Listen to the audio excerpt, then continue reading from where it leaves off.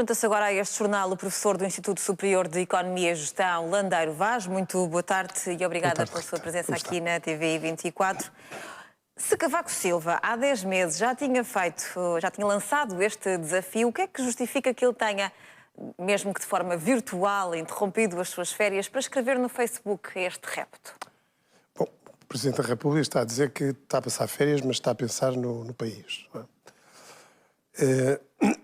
Este repto, de facto, o Presidente da República retoma um discurso que fez efetivamente a Itália, no Instituto de Florença, e em que ele propunha que o Banco Central Europeu interviesse ilimitadamente, entre comas, mas foi ilimitadamente, de forma ilimitada, nos mercados, comprando dívida soberana, fazendo com que realmente houvesse um recuo na subida de taxas de juros e na especulação que sempre se enrola quando há, digamos, má moeda, digamos assim. Vamos dizer má moeda para utilizar até uma expressão do Presidente da República. Não é? O Presidente da República sabe que a Europa está num momento crucial. Portanto, ou de facto as soberanias neste momento são salvas, ou realmente entramos na Europa a duas velocidades, em que, subscrita por Hollande, subscrito por Merkel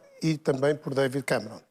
Ou seja, as grandes potências do Norte, neste momento, estão apostadas claramente em afastar da moeda única, numa primeira fase, afastar a Grécia apenas da moeda única e fazer com que quer a Espanha, quer a Itália, peçam ajuda, formalmente, ajuda não apenas ao Banco Central Europeu, mas ajuda à União Europeia e que admitam nas suas fronteiras os homens de negro.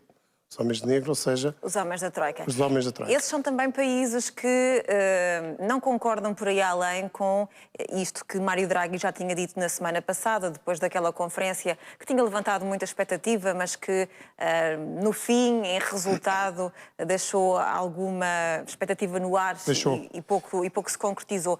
Também pode ser uma forma de pressionar o Presidente do Banco Central Europeu a aplicar aquilo que sugeriu fazer, embora haja nações, como a Alemanha, que são contra.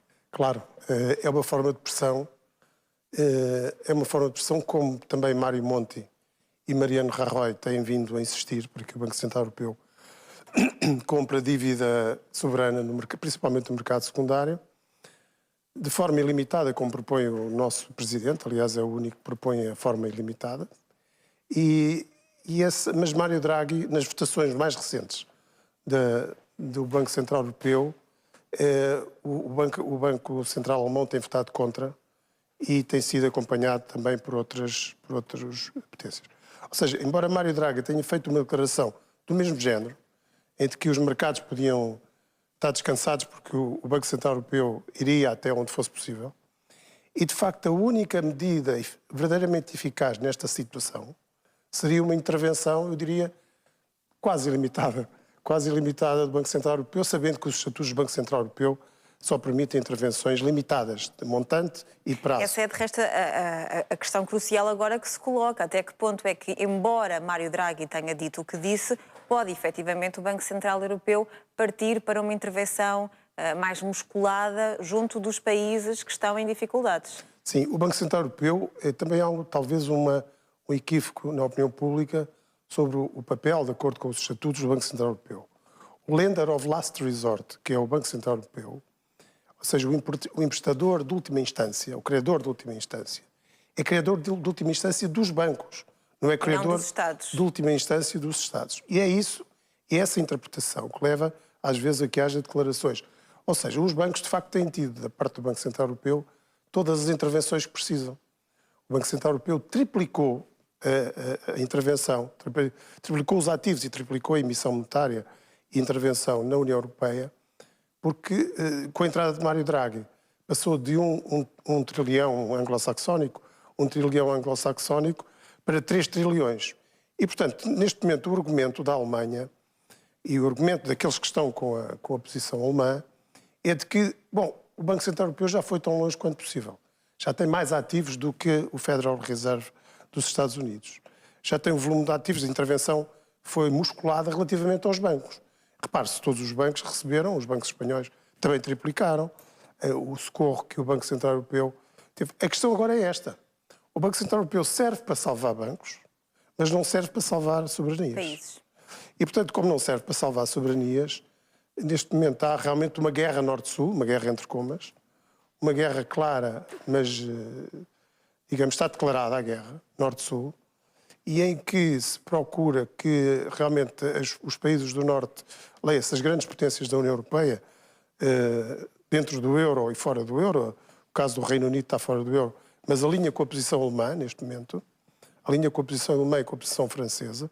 Aliás, o Reino Unido não queria que houvesse o fundo de resgate para Portugal, por exemplo, veja-se, não é? O antigo aliado de Portugal, o mais antigo aliado de Portugal, tomou esta Colocou posição. obstáculos. Diga? Colocou obstáculos. Colocou obstáculos, exatamente. De facto, a Europa está neste momento num momento crucial e provavelmente aqui a pressão toda é para que a Espanha e a Itália admitam os homens de negro. Eu vou dizer os homens de negro. Assumam um pedido formal de resgate à Troika, não só aos bancos, mas a toda a soberania. A questão é, perante esta guerra Norte-Sul que se avisa, que está aqui pelo menos latente, saber se os mercados, se o Banco Central Europeu efetivamente interviesse para as soberanias e não apenas para os bancos, como está definido na legislação, se os mercados iriam reagir favoravelmente ou se, pelo contrário, também ficariam na dúvida, com um pé atrás, e se calhar a situação ia manter-se da mesma forma. Claro, o interesse dos países do Sul era de que houvesse essa intervenção do Banco Central Europeu, incluindo a Espanha, incluindo a Itália. O que é certo é que os mercados, neste momento, estão a desqualificar o Sul, não estão a desqualificar o Norte. Ou seja, fazem uns outlooks negativos, mas não desqualificam. Desqualificam o Sul. Ou seja, os mercados, neste momento, são aliados da política alemã. A política alemã, no sentido do Norte, da política do Norte. Os mercados estão aliados da política do Norte contra o Sul. E, portanto, esta aliança dos mercados com...